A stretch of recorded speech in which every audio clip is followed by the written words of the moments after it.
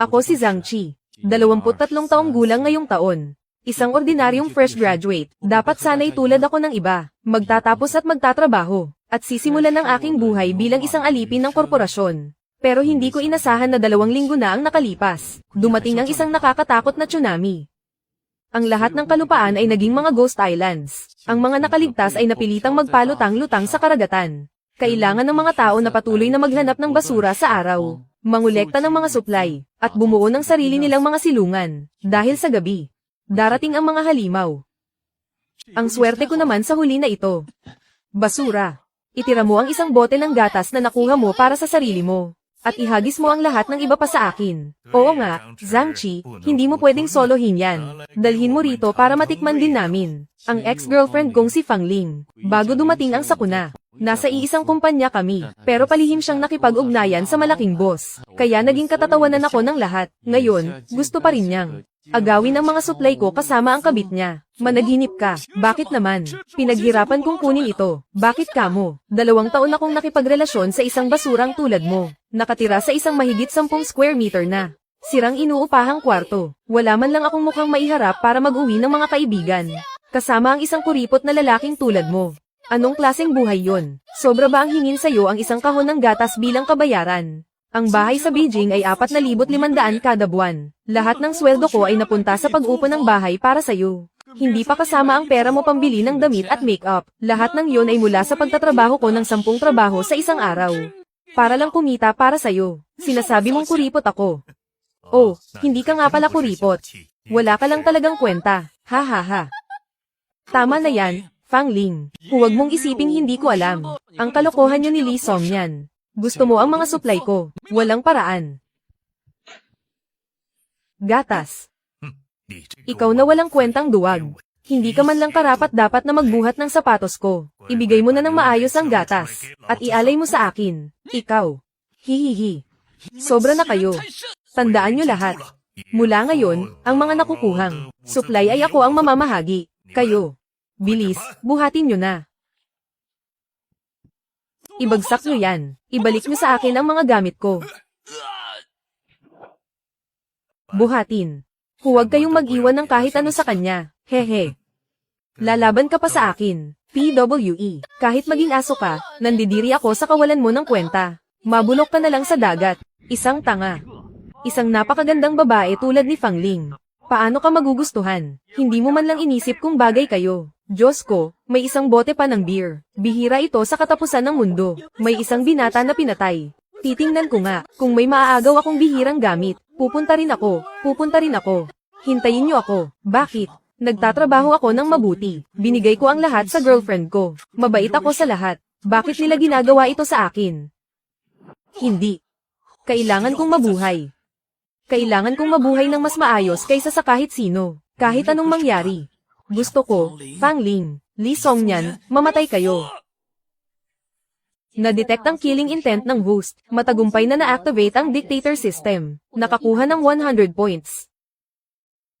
Gumamit ng points para i-upgrade ang mga structure. Mag-redeem ng equipment at mag-unlock ng abilities. Maaaring makakuha ng points ang host sa pamamagitan ng pagpatay. Maaaring gumamit ng points para i-upgrade ang equipment. Tamang-tama ang dating ng system na ito. Pero, ano ang pwedeng i-upgrade ng 100 points? Kasalukuyan. Ang 100 points ay pwedeng i-upgrade ang F-rank item. Undestructible Sail, o F-rank item. Undestructible Wire Mesh. Alin ang gustong i-upgrade ng host? Anong ibig sabihin ng rank? Naging normal na lang ang mga zombie. Wala talaga akong masabi, bukod sa pagdami ng mga ghouls sa gabi. Sa ibang oras, patuloy din nilang hahabulin ang malaking grupo. Pinipili kong i-upgrade ang layag. Lahat ng items, props, at ghouls ay may malinaw na ranking. Mula sa pinakamababa hanggang sa pinakamataas, F hanggang SSS rank. Habang tumataas ang rank, mas tumataas ang kalidad at lakas nito. Halimbawa, kapag na-infect ang isang tao, nagiging normal na ghoul sila. Nagsimula na ang pag-upgrade ng layag. Tinatay ang oras, 1 minuto.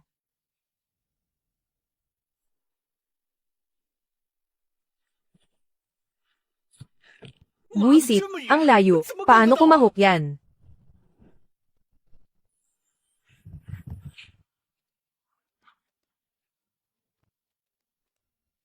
Mas madali nga kapag may layag.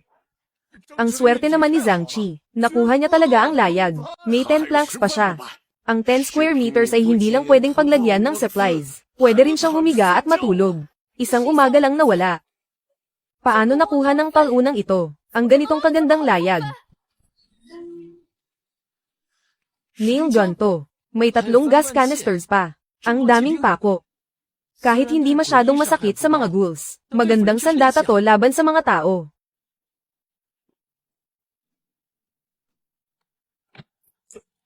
Maganda rin ang kahon. Sa ganitong paraan, maliban na lang kung may magbubuhat ng ganitong kabigat na kahon, at lalanggoy pabalik, siguradong mahuhuli ko sila kung magnanakaw sila. Tingnan nyo, may barko. Ligtas na tayo.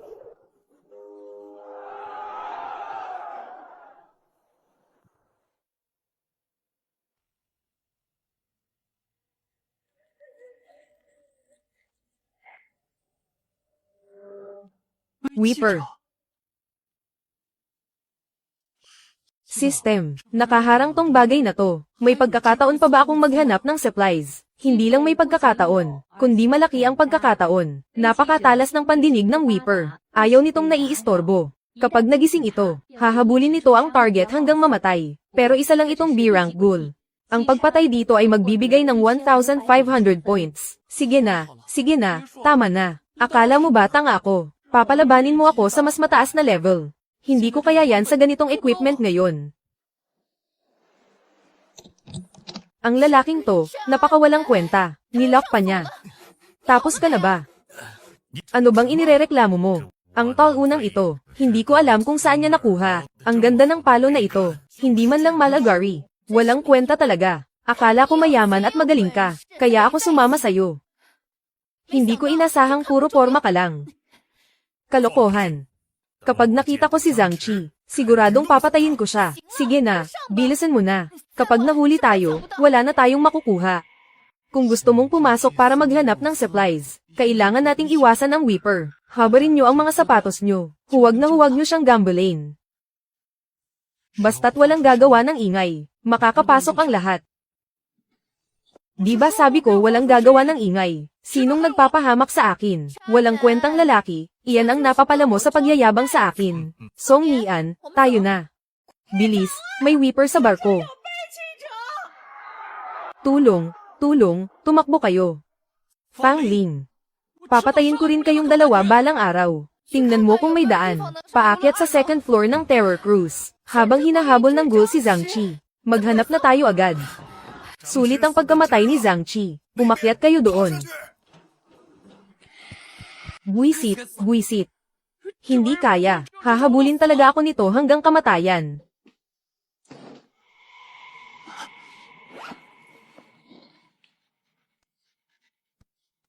Ganito ba talaga kalakas ang mga ghoul? Hindi pwede, kailangan kong makahanap ng paraan para makatakas. Kung hindi, mas delikado kapag dumilim na. 3、2、1。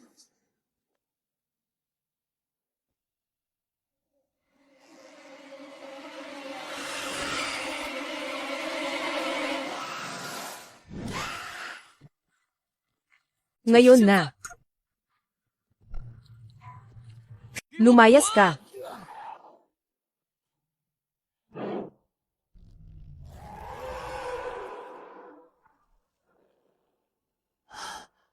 Ang pinsala ng nail gun sa ghoul ay masyadong mababa. Kailangan ko nang maghanap. Hindi magtatagal ang pintong iyon. Umatake ang host sa isang ghoul na mas malakas kaysa sa kanya. Kabuoang 15 putok. Gantimpala, 150 points. System, nail gun lang ang meron ako ngayon. 150 kill points. Ano ang pwede kong i-upgrade? May 2 upgrade options ang host. Gumastos ng 50 points. Oras ng pag-upgrade, 5 minuto. I-upgrade sa Class D weapon, MP9 Sniper Crossbow.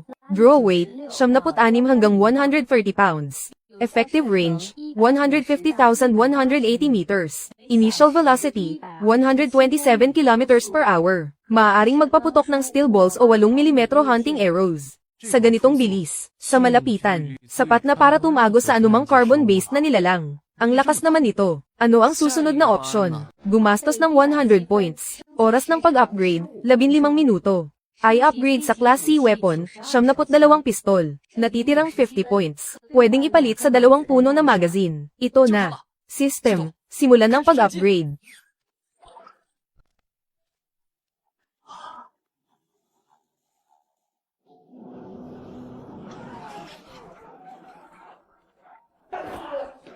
Akin yan. Mamatay ka. Walang kwenta. Akin ang pagkain. Lumayas ka. Basura. Nagsalita siya. Bakit hindi mo na lang siya pinatay?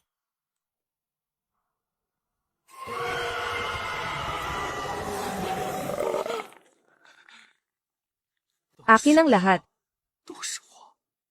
Akin.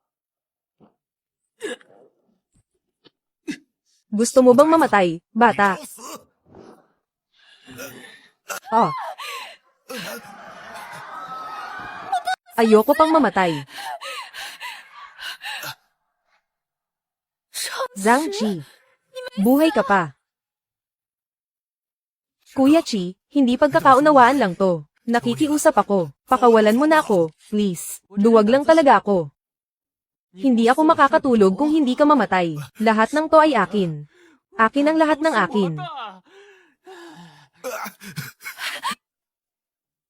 Kuya Qi, nagkamali ako. Nakikiusap ako sa'yo. Malapit na ang mga ghouls. Luluhod ako sa'yo. Basta pakawalan mo lang ako. Magiging alipin mo kaming dalawa. Lingling, bilis, lumuhod ka kay Kuya Qi. Gusto mong humingi ako ng tawad sa kanya. Humingi ka na ng tawad. Gusto mo bang mamatay ako kasama mo? Zhang Qi, patawad.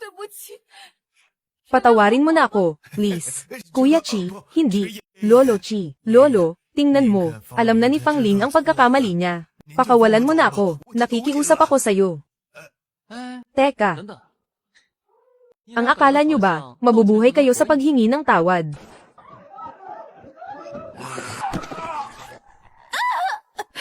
Bakit hindi na kayo tumatakbo? Zhang Qi, patawad. Nagkamali ako. Huwag mo akong iwan dito, please. Alang-alang sa pagmamahalan natin noon. Nakikiusap ako, isama mo ako. HMPH. Gumapang na kayo, wala nang oras. Kung mabagal kayo, may iwan kayo dito bilang pagkain ng mga ghouls. Zhang Qi, huwag kang umalis. Hindi sana kita pinagtaksilan. Huwag kang umalis.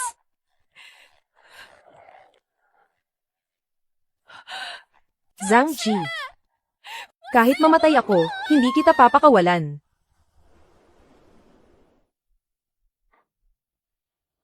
Ang sumunod sa akin ay mabubuhay. System, napatay ng host ang kaaway. System, nakakuha ng 500 points. System, walang awa. System, walang Ira. System, ginawang goal ng host ang kaaway. System, nakakuha ng 1,000 points. Malaki ang kinita ko ngayon. Bilis, malapit ng dumilim. Kailangan na nating i-upgrade ang platform. Iyon ay.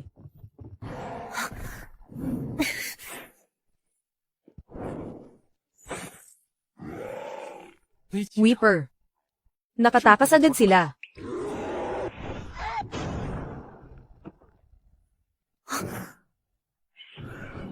Ang tigas ng balat. Dahil hindi ka takot sa kutsilyo, susunugin kita hanggang mamatay.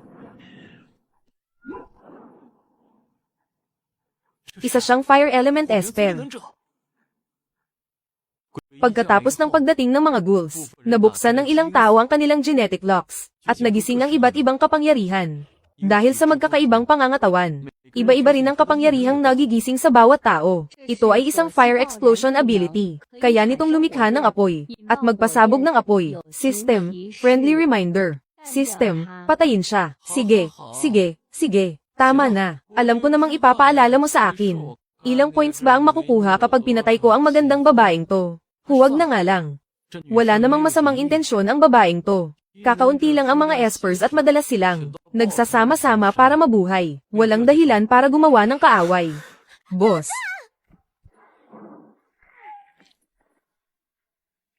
Bawal ang baril sa Hank siya. Sobrang baba ng tsansa na makakuha ng baril. Saan nakuha ng taong ito ang baril? Bilis, alis na. Isa rin ba siyang esper?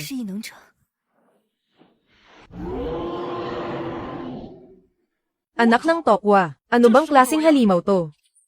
Ghost level, Terror Cruise, Hunting Record, 3,332 survivors. Patayin ang Terror Cruise, makakakuha ng 30,000 points. Gusto ba subukan ng host? Subukan ko mukha mo. Takbo.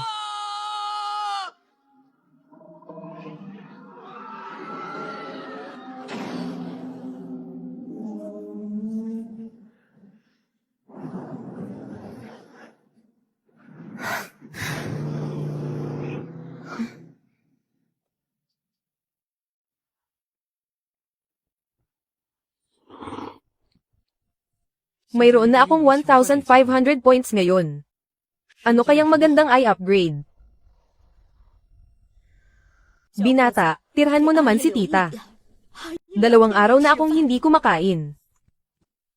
Lumayas ka, bakit ganyan kang bata ka? Masyado kang makasarili. Tatamaan ka ng kidlat niyan. Nung tinulak ako sa dagat dati, hindi ko naman nakitang tinulungan mo ako. Ngayon, lakas ng loob mong pangaralan ako. Na-detect ang host, kasalukuyang may 1,500 points. Gusto mo bang i-upgrade ang shelter? Upgrade. Mayroon bang magandang option para sa shelter? Na-detect ang pangangailangan ng host. Inirerekomenda ang mga sumusunod na item. Gumamit ng 1,000 points para i-redeem ang platform. Upgrade blind box. Upgrade time, 6 hours. 1,000 points. Ha? Ang mahal naman. Pero nandyan na ang panganib. Kailangan ko nang gawin. Kumpirmahin ang upgrade. System upgrade complete. Diyos ko, ano to? Sulit na sulit ang upgrade blind box na to. Friendly reminder, may natitira pang 500 points ang host. Pwede pang i-upgrade ang physical attributes. Ipaliwanag mo. Gumamit ng 500 points para i-redeem ang A-rank potion. Kaya kitang labanan buong araw. Super Soldier Serum. Pagkatapos gamitin, malaking pagtaas sa lahat ng physical attributes. Gusto ba i-redeem ng host? Pwede na to. Kumpirmahin ang pag-redeem. Itong Super Soldier Serum na to, sana hindi ako mabaygo. Sa enhancement na to. Kaya kung labanan ang mga halimaw buong araw. Bansa. Malamig at nakakagutom sa dagat tuwing gabi. Pahiram naman yan. Lumayas ka. Ang daming bangkay sa dagat. Hindi ka ba marunong kumuha ng sayo? Ayun, may isa o. Parang si Fang Ling yun ah.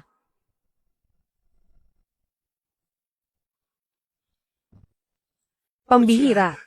Bilis, kapkapan niyo ang bulsa niya. Baka may pagkain pa.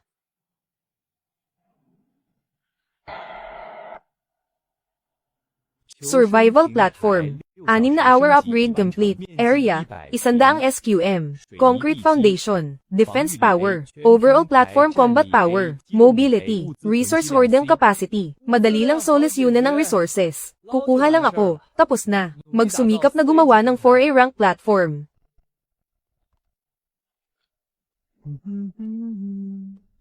Babidi bo. Ang sword at shield ko.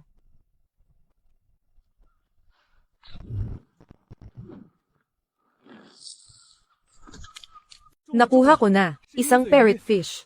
Parrotfish, hehe, hindi ko inasahan na pagkatapos maturukan ng Super Soldier Serum, ang aking accuracy at judgment ay tataas din. Mas madali na ngayon ang manghuli ng isda, horseshoe snail. Ang laki ng bahay na ito, paano niya ito nagawa? Siguro isa siyang earth type, architect. Nakakainggit naman, kung isasama niya lang ako, gagawin ko ang lahat. Guwapo, pwede mo ba akong isama? Hindi. Sa laki ng bahay na ito, kailangan mo ng babaeng mag-aalaga sa'yo, di ba? Guwapo, kahit anong gusto mo, kaya kong ibigay. Aalis ka ba o hindi? May mga kamay at paka. Mabuhay ka mag-isa. Baliw ka. Hi. Mas mabuti pang humiwalay na sa grupo. Ang pagsama sa mga taong ito ay parang nakikipag-agawan lang ng resources. Paano naman kami? Kayo ay Rose Survival Group. Pwede ba kaming umakyat at makipag-usap? Bata.